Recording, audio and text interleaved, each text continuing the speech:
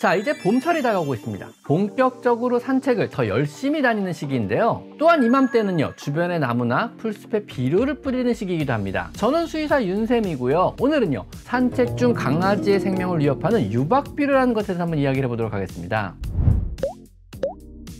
유박이란요, 식물에서 기름을 짜내고 남은 찌꺼기를 말하는데요. 주로 국내에서는요, 피마자, 즉 아주까리 씨알에서 기름을 짜낸 뒤 그 부산물을 주 원료로 만든 비료입니다. 이 유박 비료에는요, 유기물질을 다량 함유하고 있어서 토양을 비옥하게 하거나 나무나 잔디를 잘 자라게 할 목적으로 주로 봄철에 전국의 지자체 혹은 아파트 단지에서 화단이나 산책로, 공원 등 생활시설의 관리를 위해서 살포를 하고 있습니다. 그러나 이 유박 비료에는요, 리신이라고 하는 독성 물질이 함유되어 있습니다. 보통은요, 이 리신을 제거하고 사용해야 하는데 사실 식물에는요, 거의 독성 작용을 하지 않기 때문에 제거하지 않고 사용되는 경우가 훨씬 많습니다. 천연이고 유기농이고 가격이 저렴하고 좋은 조건은 다 갖고 있지만 동물이나 사람이 섭취할 경우 이것은 정말 맹독입니다. 리신은요, 무려 청산가리의 6000배에 해당하는 독성을 가진 맹독에 해당하는데요. 이를 산책 중인 강아지가 혹시라도 섭취했을 때는요, 정말 작은 양만으로도 굉장히 치명적일 수가 있습니다. 특히 살포된 유박비료의 모양은요, 강아지 사료와 같은 킵을 형태로 사료와 거의 흡사하고요, 유박이라는 기름을 짜고 남은 찌꺼기의 특성상 굉장히 고소한 냄새와 맛이 나기 때문에 강아지가 아주 맛나게 섭취하는 경우가 많아 각별한 주의를 요합니다. 해마다요, 제 병원에도요, 산책 중 유박비료의 오식으로 내원하고요, 사망하는 강아지가 항상 있을 정도니 반드시 주의를 요하는 겁니다. 미국의 질병통제센터 CDC에선 유박비료 성분 중 하나인 리신을 생화학 테러물질로 분류하고요, 아주 적은 양의 섭취만으로도 멀미와 구토 등의 증상이 나타나며 신장과 간에 심각한 문제가 발생해 사망 확률이 70에서 80%에 이른다고 주의를 주고 있습니다. 경제성과 편리성, 그 효용성을 이유로 살포하는 유박비료는요, 사실 미국에서는요, 생화학 테러물질로 분류한다고 하니까 조금 아이러니하기도 합니다. 강아지가 산책 중 아주 적은 양이라도 유박비료를 먹거나 심지어 냄새만 잘못 맡아도요, 구토, 혈변, 고열, 발작, 또 피를 토하기도 하며 심한 복부 팽만을 동반한 복통을 보이다가 결국은 사망하게 됩니다. 이 유박비료가요, 모양이 사료와 비슷하고 냄새 또한 고소하기 때문에 어린 강아지들은요, 호기심에 주워 먹을 수도 있고요, 또 아주 적은 양만으로도 충분히 사망에 이르게 할 수 있기 때문에요, 위험한 겁니다. 더구나 이것은요, 적은 양으로도 사람에게도 역시 위험하기 때문에 어린아이가 혹시라도 오식할 경우 정말 심각한 문제가 생길 수도 있습니다.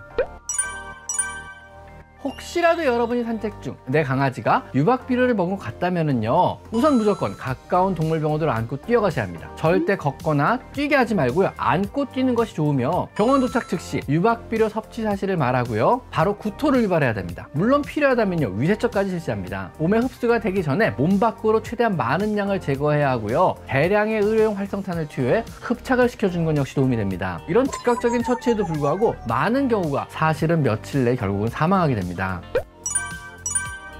이런 유박비료로부터 안전한 산책을 하려면 어떻게 해야 할까요? 그리고 산책 중에요, 강아지 안전을 위해 우리가 더 조심해야 할 것은 어떤 것이 있을까요? 첫째로 입마개를 씌우고 산책을 시켜줍니다. 산책 중에 이것저것 주워 먹는 성향이거나 혹은 호기심이 많은 어린 강아지라면은요, 봄철에는요, 숨도 쉬기 편하고 짖을 수도 있고 물도 마실 수 있는 바스킷 형태의 입마개를 씌우고 산책을 시켜줘서 이물 섭취를 근본적으로 차단해 줍니다. 두 번째는 항시 줄을 매고 산책을 해야 합니다. 동물보호법 13조에 의하면은요, 등록 대상 동물을 동반하고 외출 시에는 목줄 등의 안전 조치를 해야 한다는 규정이 있습니다. 내 강아지는 자신의 주변을 벗어나지 않고 짖거나 다른 사람을 물지 않는다면 목줄을 하지 않은 채 산책을 하는 사람들이 있기도 합니다. 이런 방심은요, 여러 가지 안전사고로 이어지기도 합니다. 공공의 안전뿐만 아니라 내 강아지의 안전을 위해서도요, 반드시 목줄은 필수로 착용해 주셔야 하는 겁니다. 세 번째는요, 산책 시 어떤 경우에도 바닥에 떨어진 것을 먹지 않도록 훈련시키고요, 혹시 다른 사람이 주는 음식 역시 먹지 않도록 훈련시켜주는 겁니다. 산책 중에는 내가 주는 것 외에는 어떤 것도 먹지 않도록 교육이 가능하면 교육을 시켜주는 겁니다. 네 번째는요, 산책은 되도록 아파트의 화단이나 공원에 나무가 있는 곳, 풀숲을 피해서 산책을 시켜줍니다. 유박비료가 살포되어 있을 만한 장소를 피해서 산책을 시켜주는 것입니다. 또한 봄부터 가을철로는요, 풀숲에는요, 진드기들이 많이 생기게 됩니다. 강아지가 숲을 지나갈 때 강아지의 몸에 달라붙어 피를 빨게 되는데요, 이 과정에서 바베시아라는 원충이 강아지의 체내에 침입을 하게 됩니다. 바베시아는요, 강아지의 혈구를 파괴하여 심각한 빈혈을 유발하며 강아지를 죽게 만드는 무서운 질환입니다. 유일한 예방책은요, 진드기에 안 물리는 것이고요, 이를 위해서 봄, 가을철로는요, 풀숲을 피해서 산책을 다니는 것이 안전합니다.